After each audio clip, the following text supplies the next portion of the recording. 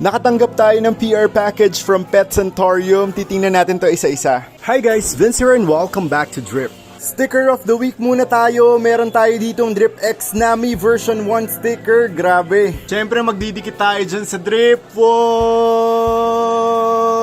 Siyempre nagpo-print tayo ng malaking Drip X Nami version 1 sticker natin. Idikit na natin to sa ating drip door. Let's go! Sheesh! Ang ganda ni Nami. Lahat ng mga mag-order sa ating TikTok shop ay makakatanggap ng ating bagong-bagong Drip X Nami version 1 sticker. This one is only limited edition. Maglalast lang siya for only 1 week. So ano pang hinihintay nyo? Add to cart and i-drip checkout mo na yan. Drip products, let's go! Add to cart and i-drip checkout na yan. Ayan from Pet Centaurium to Drip by Vinci. Grabe, sobrang dami naman pala nito. First, meron tayo ditong Cuba. Next up, may floaters tayo, Frog Bit. Meron tayo ditong Aromatica, sobrang ganda ng color niya. Next, meron tayong Ludwigia Pantanal, sobrang ganda ng halaman na to. Grabe, ngayon lang ako nakakita nito. Next up, meron tayong Salvinia, sobrang tagal ko nang hindi nakapag-alaga ng Salvinia, floaters din to. Next up, meron tayong Ludwigia Glandulosa. Sobrang last ng color nito. I bet high-tech tong plant na to. Pero tatry natin siya i-set up sa low-tech kung kaya. Next, meron tayong Pogostomon Octopus. Ito yung tinanim ko dati sa aking 75-gallon tank. Next up, meron tayong Water Wisteria. Sobrang nice niya.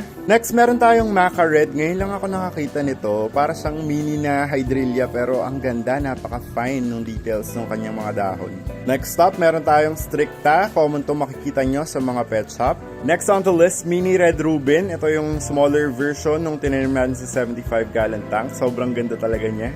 Meron tayong ditong Bacopa Caroliniana. Ayan, yung itsura niya. Next on the list, meron tayong Red Rubin. Ayan, ito yung standard size ng Red Rubin. Last but not the least, meron tayong Pennyworth. Ito, marami tayo nito sa pond. Lahat ng plants na to ay ilalagay muna natin sa ating plant holding tank para makapag-adjust sila kasi some of these are immersed. Kapag immersed po yung plants nyo tapos planan siyang itanim sa inyong tank, kailangan nyo muna siyang ibabad for 4 hours bago nyo tuluyang itanim sa inyong tank yung mismong plant. Dito tayo ngayon sa aking plant holding tank. Kakapakain ko lang kaya may debris sa ibabaw. Tatanggalin natin to. Tapos papalutangin lang natin dito sa ibabaw. Nakalutang na ang ating plants. Kitang-kita ko naman na malinis yung pagkakapackage nila nitong mga dineliver nilang halaman dito. Pero just in case na meron nga mga nakakapit man lang na pond snails, don't worry kasi dito sa ating plant holding tank meron tayong mga assassin snails dyan para ma-eradicate yung mga pest na yon. Again, thank you so much sa Pet Centaurium for sending these plants dito sa Drip by Vinci. If you guys are looking for retail or wholesale plants, meron silang mga for out para sa inyo. Kung kayo ay pet shop o kaya nagbebenta kayo ng mga